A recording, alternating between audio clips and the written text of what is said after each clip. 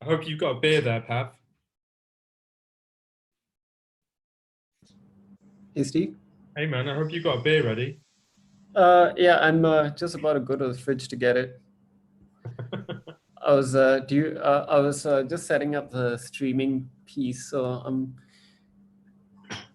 I do. I have a pretty decent one. I think Andre is about to join. Bloomberg?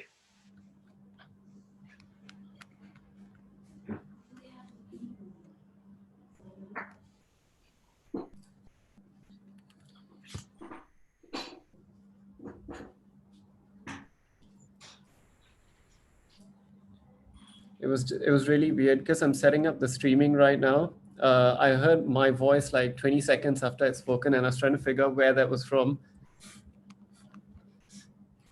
Let me just fix that.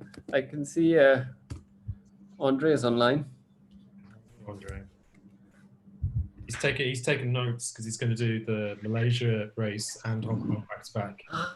Yeah. Sorry guys, a bit early. That's okay.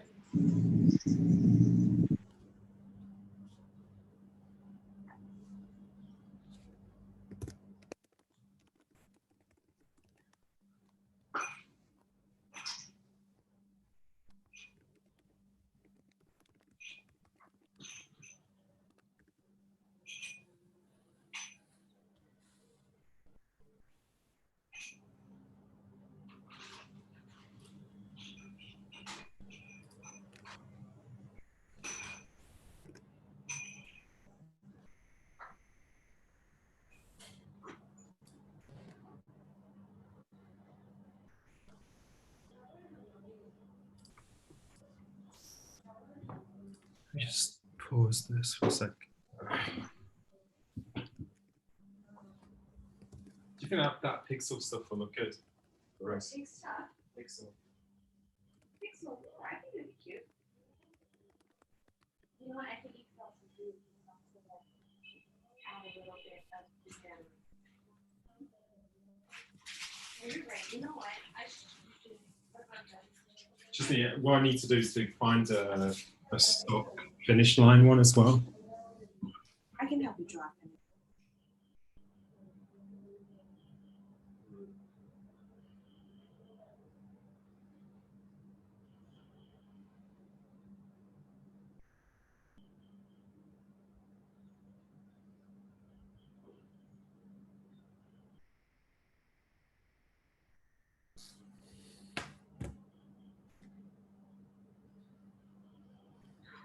Pav, how many people have signed up? From the last I saw, it was 25. Oh, nice. Yeah, but you know, I'm streaming it live, so I'm pretty sure there'll be a lot more watching.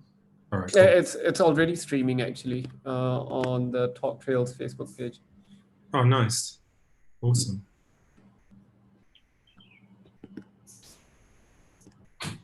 I was trying to think of other ones that you could do over the next couple of weeks. Yeah. Yeah, just I'll have a little a little think, and I'll send you some ideas. Mm-hmm. I spoke to Will, and he was cool to do something. Yeah, that's Backyard Ultra, right? Yeah. Nice. Okay, that sounds good. I mean, because everyone's on lockdown, so might as well just share different thoughts and opinions. Because then Malaysia's down for another 2 weeks, right? Yeah, that got extended. Yeah, you never know. They might make some changes in Singapore. I'm not sure because a lot of people are not listening. Yeah, it's the same in Hong Kong. Yeah. So. Okay, how many people do we have? Where's Eugene?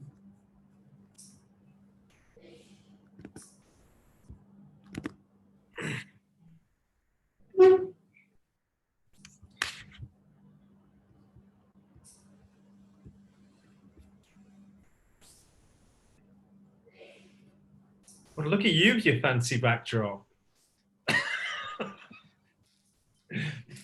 Someone's not that busy working from home. I took that time lapse when we were staying in one of the refuges on the way up to Valferre. So this was Okay. at about 8 o'clock at night, and I found it. I thought, okay, I could try this. I've now got a purpose. Hi guys. Hey, Eugene. Hi. Nice background, Steve. I like yours actually. In the office. It's the virtual working from home. Yeah, I've been doing this. I mean, I've been working from this place for the last 9 years. Wow. Yeah. This is you'll recognize this bit, Eugene. You're saying? You'll recognize this. This is Yeah. the bit where everyone DNFs. I miss that though.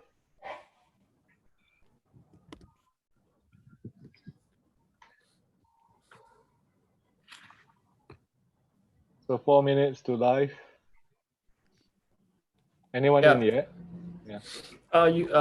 We had one person, but I'm streaming it as well, so I think there'll be a fair few people joining. We can join a couple of minutes after anyway.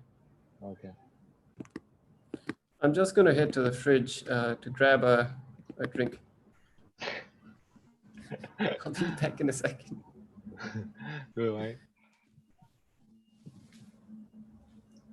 So Steve, Yeah.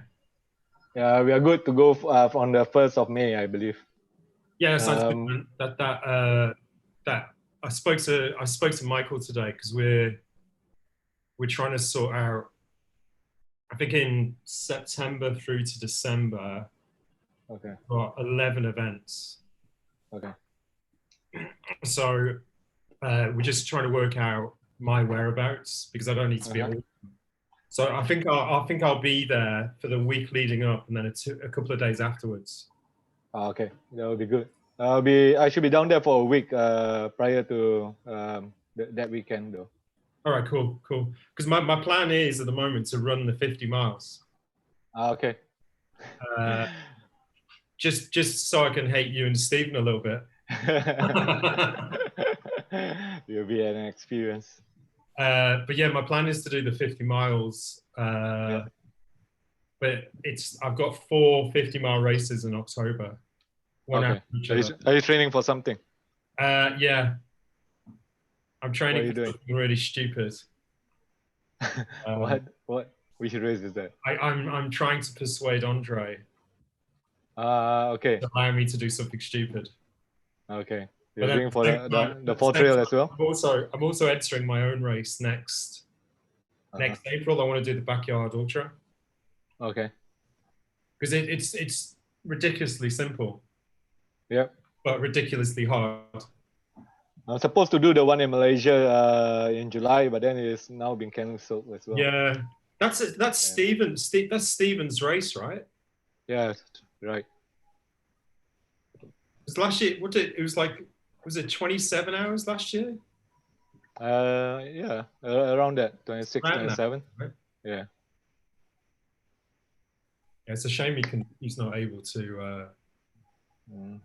Yeah, I think there's nothing much you can do about it because of the government's order. No, exactly. Yeah. So, Pav, what are you drinking? Can you? Oh, wait a minute. I need to switch my wonderful virtual video off. This one's a bit special. Can you see this? It's Heyday. Heyday by Great Divide. It's really, really nice. Craft beer. Yeah, and I went for like a 15K run just now, so I'm a little bit thirsty. Is that around your 1K thing? Yes, the 1K loop. Okay, it's 5 o'clock. I've What do gone you have? I see. Oh, nice. Oh, Is it Orion? Orion, yeah. It's 5 o'clock. Start. People are going to join in anyway. Sure. Yeah. Okay, I'm going to share my screen now. Let's see. Right, let's get going. It's 5 o'clock on a Saturday. It's happy hour. I hope you guys have your drinks. I've got mine. Steve has his. Even if you've got water or whatever, that's fine. But you guys can see my screen, right? The slides that I'm showing, perfect. Okay, so today we've got the Nine Dragons takeover. We've got Steve and Eugene. Both are going to share their perspectives and a couple of things on Nine Dragons, both in Hong Kong and Malaysia. And a couple of maybe, you could call it tips and tricks or points of view on why 50-50 or the 50K runs could actually help you in the long run as compared to just doing 100K or ultra long distances all the time. So I think I'm not going to talk that much today. I'll leave the talking to the experts here. So we've got Steve. Steve is a race director for Nine Dragons, co-founder of RaceBase Asia, a beer drinker. You can see that he really likes running. He enjoys it a lot, like in this picture. But he's organized some amazing races like Country of Origin, where you get the Power Rangers running through a finish line. And that's probably the only race in the world where it happens. So Steve, why don't you spend a bit of time just sharing a little bit about RaceBase Asia first, before we can get into Nine Dragons? Yeah, sure. So I started race directing before I actually ran any ultras. I started race directing a race called Hardest Nails. And at that point, I had very limited understanding of the trail world. Didn't really know much about ultra running, didn't know much about anything to do with trail races, to be honest. And was kind of flung into organizing a race. It's like a 42K, 21 and 10K. And in between, when I was asked when the race started, I ran my first 100K race. About 3 months after I bought my first pair of shoes. And then from that, got introduced to Michael, my business partner.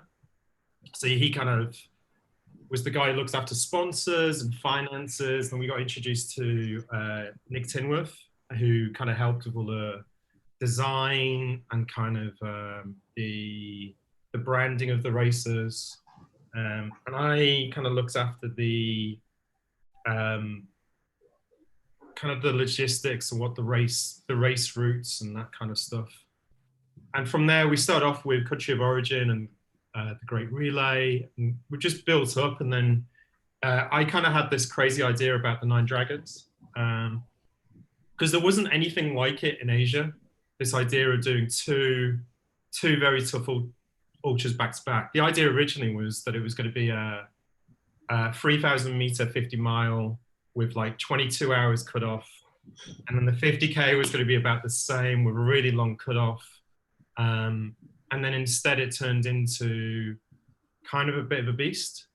And obviously the idea of the 50-50, I broke my arm at STY and I ended up getting very drunk with Gary Robbins of Failure at Barclays fame.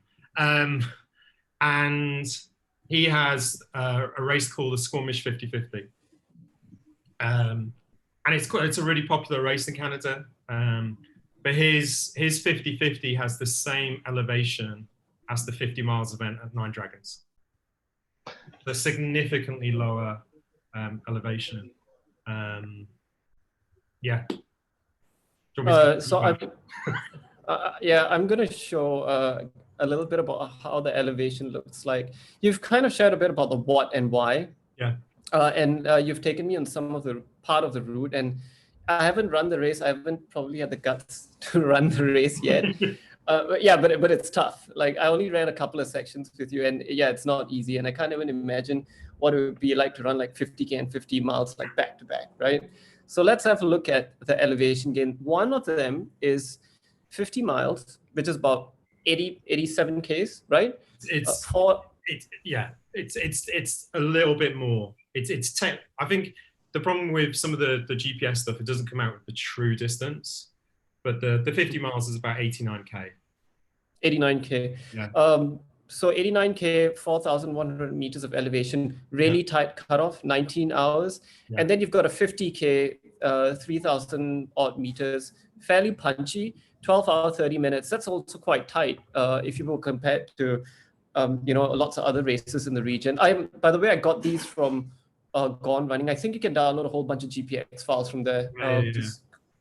So it's a total of plus and minus 130K, 8,200 meters of elevation, which is quite a beast. What made you decide to do something so insane? Because I've got mental health problems. No, no. I think the thing is that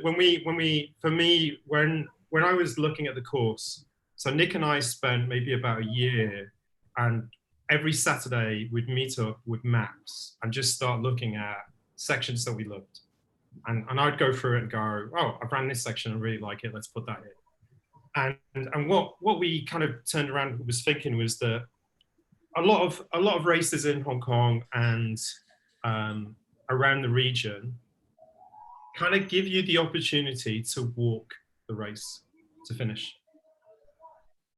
And for me, my day job is a teacher, and if I allowed the students that I teach to walk through the lessons, they would never get better.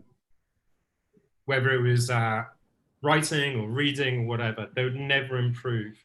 And as adults, we've lost that ability to put ourselves not completely out of our comfort zone, but right at the edge between we're not sure if we can succeed or fail.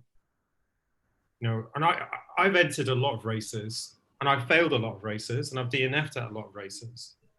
But every time I DNF, it's given me a lesson towards something, whether it's nutrition, whether it's, you know, mental ability, or just training consistently or whatever. So with Nine Dragons, we kind of looked at it and went, okay, let's just turn it up a notch. Most races in Hong Kong, especially around the 100K level, give you 30 hours. Well, that's less than 5K an hour. So what we wanted to do with this was to give something that's still within the realms of possibility, but it's on the cusp of failure. You know, last year we had Julian Chaurier here, and on the Monday night we have drinks, and he turned around and said he was worried about the first cutoff on the 50 miles. And I was like, yeah, my job is done. You know, we've got good runners saying they're concerned about how hard they have to push themselves. And also in terms of winning it, you know, we've never had anyone break 6 hours on the 50K, which makes it a really slow 50K.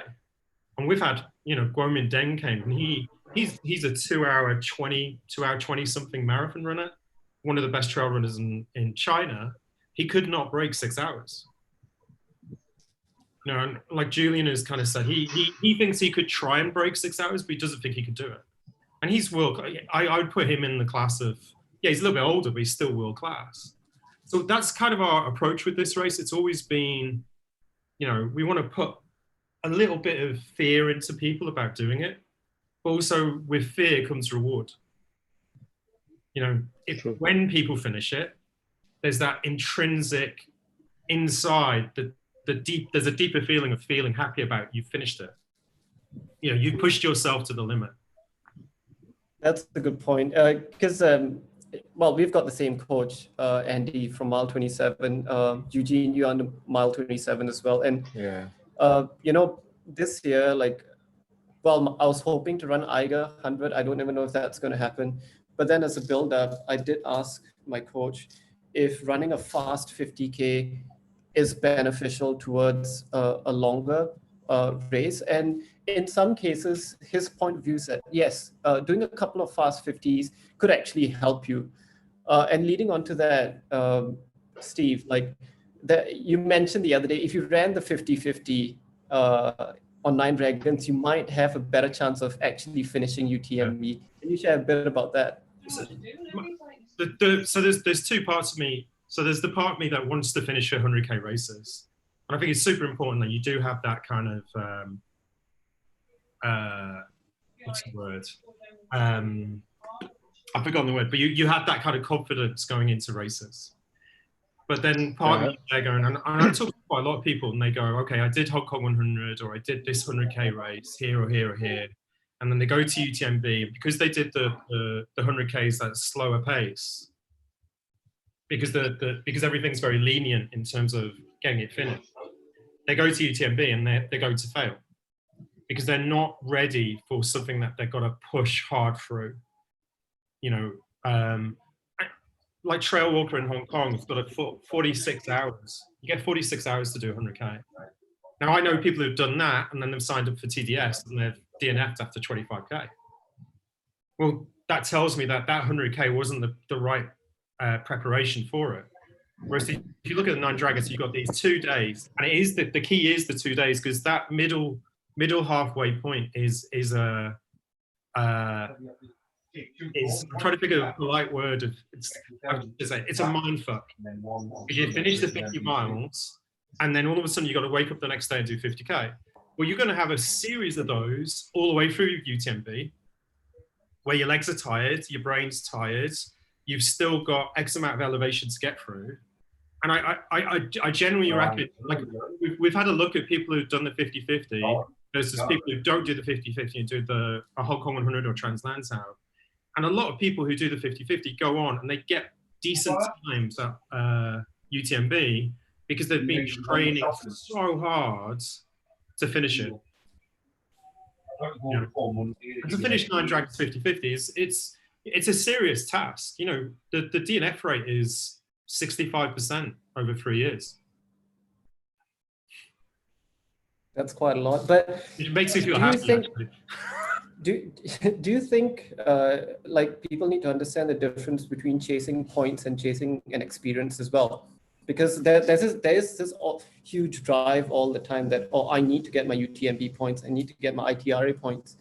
Do you think that's kind of changing how people choose races? Yeah, well, I'm very much in a kind of my mind's. I understand why people want to go to UTMB. Well, I understand the pull into it, but unfortunately, I've been kind of not dragged in, but I'm kind of in the same boat as some people that I know in Hong Kong, which is UTMB to me isn't what I want to do. I don't. To me, it feels like a bit of a circus. What do you want to do then? Want to go and do it? Sorry? What do you want to do? You said you signed up for some stupid races, right, at the end of the year. So what is your ideal race? What's your experience like? What do you want to aim for? I just look at some races that are a little bit more unique and a little bit more kind of off the radar. You know, things like Ball State in the US, that kind of pulls me in a little bit. The Georgia Death Race, you know, stuff that you're talking, you know, 150, 200 people max in places that, you know, super remote, super, you know, unique experiences. You know, I've been to UTMF. I loved UTMF, but I loved it because of the way that it still felt like a very, very small race, even though it isn't. You know, I think it's 1,000+ people, but it feels like a small race. You know, it's a different kind of vibe. Whereas you see pictures of UTMB where you've got people queuing up to get up the first hill, and you know, it doesn't draw me in. So for me, I'm looking at experiences. You know, Vol State is 500K in the middle of July from one side of Tennessee to the other, with no checkpoints. That's tough. It's kind of it's a different kind of thing, and you know that there's, you know, and it's the same with Nine Dragons. Every race has got a place. You know, the ultra running sport is such a niche sport, and within that there are so many niches. You know, whether it's super elevated races, super hard races to get into, like say Hard Rock, for example, through to Ultra Trail World Tour races that are commercialized. And one of the races that I'd love to do is Javelina, but Javelina 100 is, you know, we're talking 1,200 people. And it, you know, it doesn't quite appeal to me, but it's different strokes for different folks, right?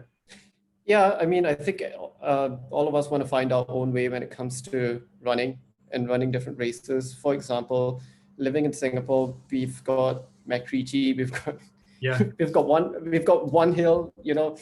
So for us, heading anywhere outside is always a luxury. And Hong Kong and Malaysia are like so convenient. Yeah. So there's always the draw. and it's nice. So maybe if, let's say, if you were to give advice to someone in Singapore, for example, and you've had a few people from Singapore coming for 50-50. Yeah. Like, what's the terrain like? How should people train for it?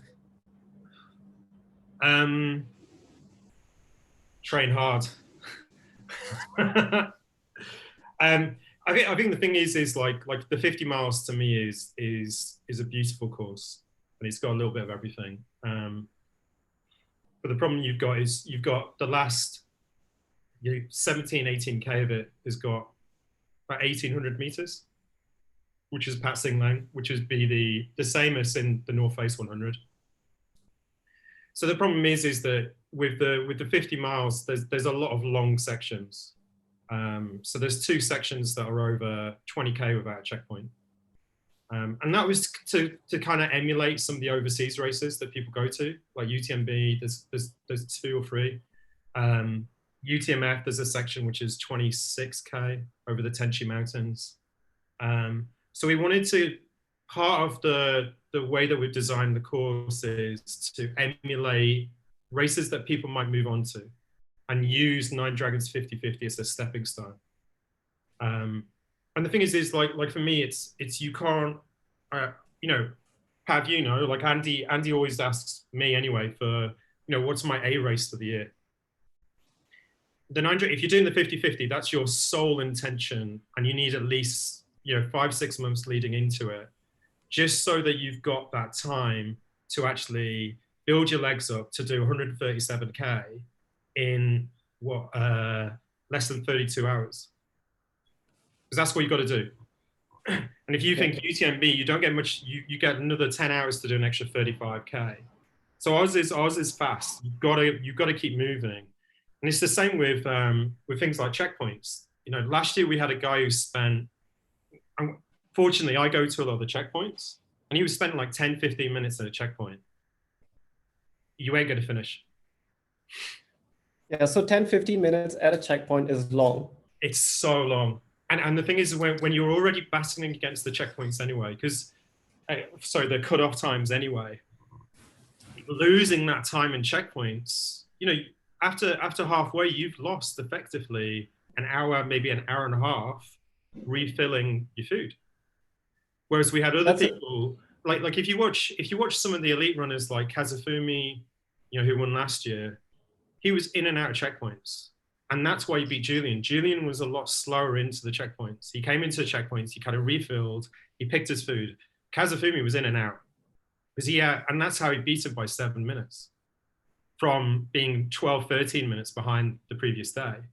So it applies to all of us. Like at Hong Kong 100, I remember sitting down for half an hour having a cup noodle.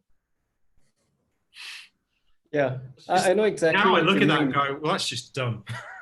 Yeah. So, I mean, if you were to give advice to runners, how long should they spend at a checkpoint on average?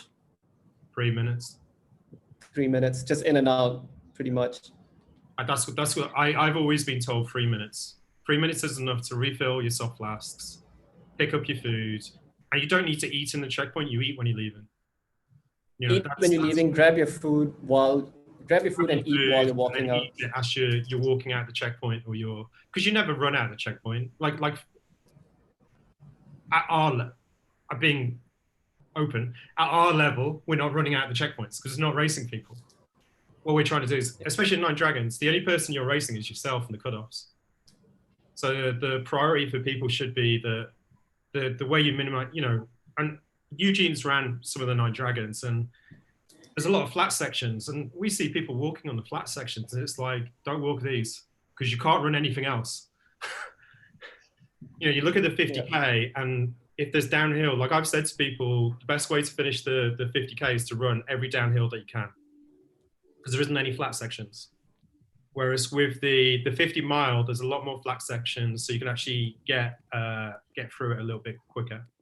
But the 50K is the one where our DNF rate is much, much higher across both.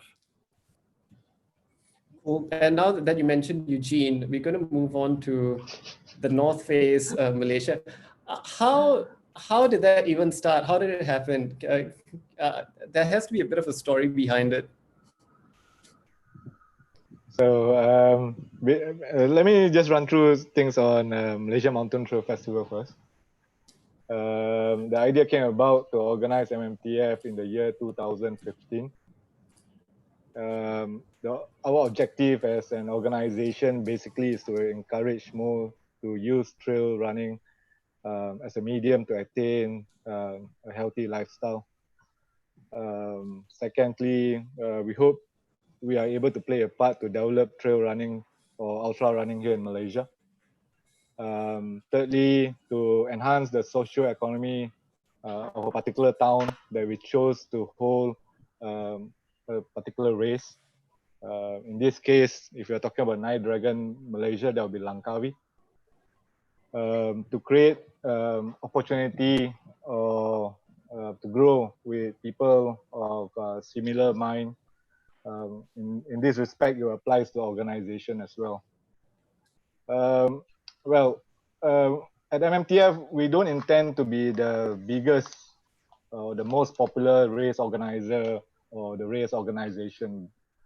We are being honest when we talk about wanting to play a role in develop the sports or to develop trail running here in Malaysia, which we are doing in one of these ways. For example, via road to trail projects, whereby we are collaborating with the Forestry Department of Malaysia on Larian Hutan Kita, our forest run. Secondly, with Solomon X Trail Malaysia series in partnership with 10 Sensors, Solomon Malaysia, Total Solutions, Total Sports, FT Style, and Great Event Management in Sarawak. Secondly, in order for us to be able to put all eyes on Malaysia, we believe we need to also organize international standard or recognized race here in Malaysia. And that's where Malaysia Mountain Trail Festival came about. As many people know, Malaysia Mountain Trail Festival has been a huge success from the word go. We got huge support from runners year in, year out since 2018. It's a community project for me personally because it's a beauty to see hundreds of people. We're talking about 500 volunteers from around Taiping coming together to make sure that this event is actually a success.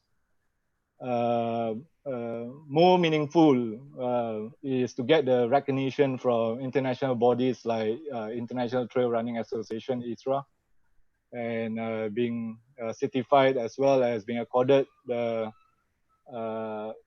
UTMB qualifying race status for 2 years running in 2018 and 2019. And of course, the season final for Asia Trail Master in 2019, which I think we executed to near perfection. Above all, when we got the news from ITRA that our runners quality index was at 4.29 to 4.36 star over 5, which is considerably high. We actually showed that we have actually played our part. Now, we can hold an international race. We can try to bring people into the trail. We also believe that there's a lot of people here in Malaysia or in Asia that does not have deep pockets to travel and race. That is where Night Dragon Hong Kong came about. I raced that race last year. I DNF it, which was a wake-up call for me for my Berghaus Dragonback race in Wales, which I completed last year. It's all about trying to gel in and also to collaborate with international partners. We have got Cordillera Mountain Ultra. And in this case, on Night Dragon Malaysia, we are collaborating with Race Base Asia to run it here in Malaysia. Eugene, just to dive a bit deeper, you took Steve out for a run, is that correct? Or you all ran a certain section? While the race was going on last year, I mean, I make it a point to wait for the first runner on the last 2 kilometers of the race. And what actually happened, I saw Steve running down as he was trying to complete the last 20K of the race, I believe. And when he saw me, he was just like cursing me. And from then onwards, I mean, even before then, I personally know that Steve and me, we spoke the same language. I think we know each other through the trails. I think the work that he has done with Night Dragon Hong Kong, and when he ran Malaysia Mountain Trail Festival, the last 20K last year, I think our mind met. I mean, we saw a synergy straight away. Yeah, I think there's a synergy of putting evil out on racetracks. I think just creating sort of monstrous races. And the Nine Dragons Malaysia is in Langkawi, is that correct? Correct. So let's have a look at. Let's have. This is the elevation profile. Yeah, tell me a bit about it. So the 50 mile has got 3,640 meter. What we actually do is we have actually went on the track twice the last 3 months, 3 to 4 months. I would say the first section is pretty much flat. If you do not pace yourself well, I think you're going to bonk on the second half. The second thing about the 50 mile is the fact that if you do not finish your race fast enough, you're going to be roasted by the island heat. Sorry. This is why we get on, because I'm there going, that's brilliant. So much of the elevation will come in after 30K. And so the 3,600 meter that you see, I would say 3,000 meter will be on the last 50 kilometer of the race. Yeah, that's quite punchy. And what's the terrain like, Langkawi? I mean, I guess it's pretty dense trail at some points. The trails that we are using are mostly lost trails. When I say lost trails, is that they are all forgotten trails. So, I mean, we can use the easy way out using the public trails, just like in anywhere, but then that is not how we roll. We want to give people a total experience. That is why I say you think you have seen Langkawi until you run the Night Dragon Malaysia, because we will take you deep into the heart of Langkawi for sure. Some of the photos that I've been coming back that Eugene sends me, him and Stephen, I kind of have like slight wet dreams over, because they're like trails that you could see that no one's been on them for like a really long time. Yeah. And they're just exactly kind of what we tried to do in Hong Kong, but we're limited to. Whereas what Eugene and Stephen and the team in Langkawi have been able to do is just create these trails that you're going to go, holy fuck, look at this, that type of stuff. You know? Eugene, I'm looking at the 50-mile terrain, the terrain map, right? On the top side, there's this really nice ridge. Am I reading that correct? Yeah, you're reading it correct. And if you're going to run it, you're going to love it, because the first person who ran that ridge was Steven. It was an old mountain bike, Xterra. They actually hold a race in Langkawi. That is just the forgotten track of Xterra. So you will actually run on the ridge, up and down, up and down, up and down, and then you'll be able to have a good view on of the island, on the other side of the island. And that's probably where people will get roasted as well, I'm assuming. We expect most of the runners to be there early morning, so not that much. The one that they will be roasted in is actually on the right side, heading towards the finishing line. So after the T junction on that ridge, they will go down to ground zero before hitting up to Gunung Raya. and then from then onwards, I believe many will be roasted then. I mean, most people who have done, I mean, most people who have done ultra, I mean, Langkawi Ultra will attest to that. I mean, the heat is incredible. I've done Langkawi Ultra twice. I can just tell you, when the sun is right above you, just be prepared to get roasted, man. I think so. Elevation is elevation. If you do not hydrate well, you're going to be taken out by the race course itself. This is something that Eugene and I have talked about a lot, which is obviously the elevate. What my goal was to have a very similar race to Nine Dragons Hong Kong, in terms of elevation, in terms of everything. And you realistically can't do that, because if we added 3,000 meters to that one, the DNF rate would be even higher than Hong Kong, just because you've got the heat involved and stuff like that. So we tried to kind of, it's still going to be a really, really tough race, but there's going to be a nice kind of balance. And for a change, it's not going to be me that people hate, it's going to be Eugene and Stephen. Eugene, for the Nine Dragons, right? Going back to, Steve was talking about the cutoff times. What do the cutoff times look like for Nine Dragons Malaysia? The cutoff is 22 hours for the 50 mile. And for the 50K, it will be 12 hours.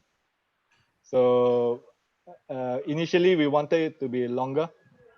But then staying close to the principle of the Nine Dragon race in Hong Kong, we actually shortened it out by 2 hours each for both the 50 mile and 50K. I mean, towards the end, as what I did mention on the first talk trail session that we had, we want everyone to have a great experience to tell, or we want everyone to feel a sense of accomplishment in completing these races that we are holding here. It's not about the fact that you finish a race, you get a point, and then you jump to another race again. I don't like that, basically. We want people to leave Langkawi feeling much. Having a sense of accomplishment. That's one. Two, feeling much more stronger, as if that there's nothing that they can't do. And that's what there's a main principle. There's a basic principle behind MMTF as well. And I want to go back to something that you said, and it struck me quite a bit. So you've done like Berghaus, Dragon's Back, you've done Tour de Champs, like you've done like big, like massive long races. And you said that the Nine Dragons Hong Kong was a wake-up call for you because you DNF. What's your point of view then versus like doing fast 50K races versus sort of slower, maybe not even 100K, but like longer? Like how do they complement each other? Many people would be surprised if I were to tell them that I have not done anything longer than 50K in preparation for Berghaus Dragon Back as well as for the Joanne. When I look at Dragon Back, basically every day everyone is taken on 45K up all the way up to 70K from 3,000 from 2,500 meter elevation to 3,800 meter elevation. So I don't see a need to do a 100K race, which would require me, which would need me to take a longer time to recover. In that respect, I actually took the decision to only do 50K races, but then do a fast one. Yeah. So I do see that benefit in that respect. Yeah. And Steve and Eugene, both of you are there seems to be a growing trend these days of a lot of people doing like 50K every weekend. Would you recommend that? I always say don't jump in too fast too soon. Build your base right, and then you can do even 100K a week. Look at Ying Heng Fat from Malaysia. He is doing back-to-back ultras. because he has built his base. There's no shortcut about it. If you would have built your base, then I think you can go ahead and even do 50, 100. I mean, I've done B2B 4 weeks in a row, done pretty well in those races as well. But then I would not recommend it. If you are doing it just to follow people, then I won't recommend it. If you have done your homework and you are doing it, then I'll say just go ahead and enjoy your run, you know. Yeah, I think the key is not to fall into peer pressure running during this time, probably. Yeah. Because there seems to be a bit of a trend. Going back to Nine Dragons Langkawi, right? If people were to train for, when is it happening again? What are the dates? 2nd to the 4th of October. Okay, fingers crossed it happens. Hopefully things get better. And the Malaysian Mountain Trail, it will. And the Malaysian Mountain Trail Festival, when's that? That will be in December, and this year we are actually hosting the North Face 100 Malaysia, which is the first time this is happening in Malaysia, which will allow Malaysia to be on the global trail running map proper, I would say. That will be on the first week of December as well. Yeah. Okay, so October and December. Yeah, hopefully things get better by then. Everyone can come together and have a really good time on the trails. And if someone were to train for the Nine Dragons Langkawi, or what are your like 3 best tips? How should they train? What should they do? For me, first, train hill intervals. Spend time on your feet. That's 1. 2, do lots of HIIT training. 3, include hydration into your training as well. How hot does it get in Langkawi? I mean, you're on an island, and on the second part of the course is very much exposed. The view is spectacular, but then the price to pay is the heat. Is it similar to, like, you and I, we've run in Beaufort, we've run in Borneo. Is it similar to that type of heat? So Beaufort is, yeah, high, pretty much high, 39, 40. Yeah. But then in October, there will be the raining season in Langkawi. So as hot as can get, it'll be very humid as well. Yeah. I kind of regret saying that I'm going to do the 50-mile race now. So it's almost like a combination of it's either going to be dry baking heat or a steam bath. That's what you're saying? Yes, if it does not rain. The one thing that I think, Pav, you'll know this, and that something that Andy always said to me is that one of the best things to do is to do 2 days of like, so say you go out and you do your long run, which is like 5 hours on the Saturday. And then the next day, if you're doing the 50-50, you then go out again and do another couple of hours. So you train on tired legs. And he was saying that's one of the most beneficial ways of just getting your body used to the idea that if you're doing this 50-50, you're not going to wake up with fresh legs on the second day. Whether it's in Hong Kong or Langkawi, it's not going to happen. You need to get your legs ready to hike everything and run as much as you can. Yeah, and just to add to that, right? I can't hit the Bukit Timah hill. I haven't been there in a month, which is our biggest hill. I've got a tiny little slope just behind my place, which has about 12 meters of vert. It's not a lot. I have to make the most of it. But one thing I realized is that I was hurting so much more after my hill repeat session this week. I had to do 15 hill sprints. The thing is, I was going much quicker. I was going at about maybe 4 minutes, 4:10, up, down, up, down. My hamstrings were smashed the next day. So in some senses, doing steep is not always good. Sometimes doing something less steep but faster can help as well. I think like, when you look at the course profile of Langkawi and the one in Hong Kong, one of the things, you've got to learn how to power hike. And if you're living somewhere flat, that's Ben Duffus, who came out not last year, the year before. One of the things they used to do is just do 4.5 hours of power hiking. So you power hike up and then run back down, because you can't run all the hills in Nine Dragons. You just can't. there are some that are runnable, but generally speaking, you don't want to, because you need to be ready for that hill, which is 40K later or the next day. So learning how to power hike is actually quite a good skill. Are there a lot of steps in Nine Dragons Hong Kong? You're talking about Hong Kong too. Yeah, it's a rhetorical question. You can tell you've not been to Hong Kong in a while. Almost. I can only. There's maybe one climb that doesn't have steps. It's like whoever designed the courses just basically gone, where are all the steps? Oh, they're here. Let's do that. The 50 miles is, I think the 50K is a little bit harder because there's a lot more steps and it's a lot more compact. Whereas the 50 miles, there's steps, but they're not as bad as the 50K. The 50K is like step heaven.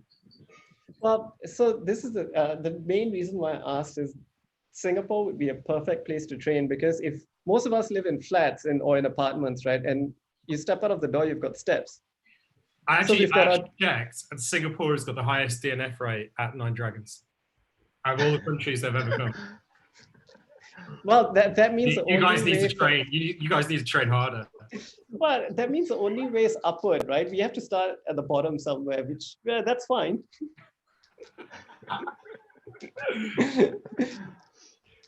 Cool. Okay.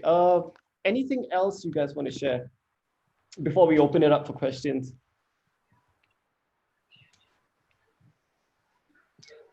Eugene? Steve. Yeah. I think I got to take this opportunity to thank you for appointing us to be our international partner to hold this race in Malaysia. Oh, you don't have to say that. I realized you're as sick in the head as me. I mean, we can just copy the idea, but then that's not how we roll here. I think to give everyone a true Nine Dragon experience, it is just to partner up with the principal and to bring the race properly down here. And that's what we are doing. So yeah, like when I came over in December to MMTF, that last, I think it was 17K, was just, because for me, when you live in Hong Kong, you don't really travel out of Hong Kong to go to races a lot. Unfortunately, over the last couple of years, because we're involved in Asia Trail Masters, and you get to know Chris, and you get to start to talk to like people like Eugene and JP and Cordillera and a few other guys, you start to kind of go, oh, I'm going to go and do this race. And so when I was asked by John Ellis to come to MMTF for the weekend, because I think he basically just wanted me at the checkpoints to help him. And so I ran the last 17K, and it was the most hellish fun. Like I was cursing Eugene when I saw him, but about 5K before that, it was just like, what the hell is this? There's a river, and now I've got to use ropes, and I've got to use this. Because in Hong Kong, we don't have that style of kind of, we're going that way. You know, it's very direct. And I think Eugene and I had spent 9 months talking before we actually said, right, let's do it in Langkawi. Yeah. We spent a long time, because I think for me, it was kind of getting to know Eugene and the team and Stephen, who had met a couple of times, just making sure that, this is, in a sense, my baby. And if someone's going to borrow my baby for a weekend, we've got to be on the same page. Likewise. And we've had lots of offers from lots of different places to do Nine Dragons in various different countries. But I know that seeing the photos and hearing what Eugene and Steve, this is going to be a wicked race. It's one of the few races I'm running this year. I mean, Stephen Ong is the ATM champion. Yeah. So everyone can expect to have, a hell of a time. Nice. Cool. Thanks, guys. It's 5:45. Yeah, and people are saying hopefully it happens. Fingers crossed. I'd like to open up the floor. If anyone has any questions or comments, you could unmute yourself and ask it, or just type it in the chat. Let's just give a minute or so. Questions. We've got 2 race directors here, which is nice. Ask away.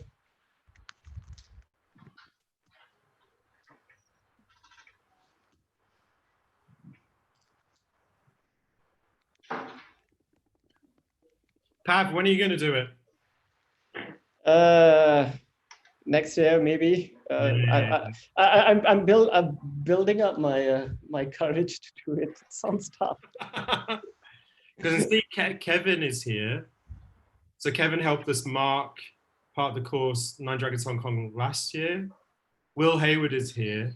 Oh, Ian. Hello, Ian. Yes, there is going to be another one. That's all I can say. It's going to be somewhere hotter than Langkawi as well. We've been talking to quite a few people in Asia, and there's going to be another one in Asia, and then we're in talks with someone in Europe to do something there. And it's more about kind of I'm very, as Eugene knows, I'm very particular with who we work with, whether it's as a partner or anything. It has to fit with what we want. So we've been talking to someone in Thailand for about a year, but they're a little bit overexcited about how much elevation they want to put into the course. The 50 mile that was came with 6,700 meters, which is too much. And when it's the middle of July as well, it basically means that basically what I want is a series of races around the world that I could go to and finish. So you essentially design races for yourself to finish. Hence why I'm wearing a DNF shirt, Pav.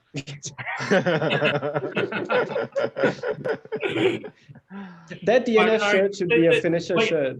I think it's important that there's lots of. I think it's important that there's a place that people can go to challenge themselves really hard. And to me, I keep looking at Nine Dragons, and it's like, we get approached by runners from overseas, and this year this year was an incredible, like, we were the first race to get cancelled because of coronavirus, and our lineup this year, we had 15 women who could have won the race. And it was a really, for us, it was Ian, send me an email. But yeah, we really want to kind of push this out as being something that is attainable, but you got to work for it. It's like that promotion at work. You don't get it. You have to work for it. So that's what we're trying to develop. And when we have places outside of Hong Kong who, want to take it on and bring it into places, we'll listen. If they're not on the same page, then we won't do it. Nice. Cool. Thanks, guys. It's been really, really fun listening to you all. If there are no other questions, if there are any other questions, just ask them now. Otherwise, thanks all for joining in on a weekend, spending an hour with us. So we will have more of these webinars soon.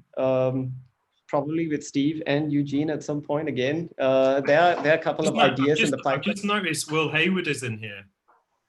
The famous Will Hayward. Yes. Who got beaten by a girl.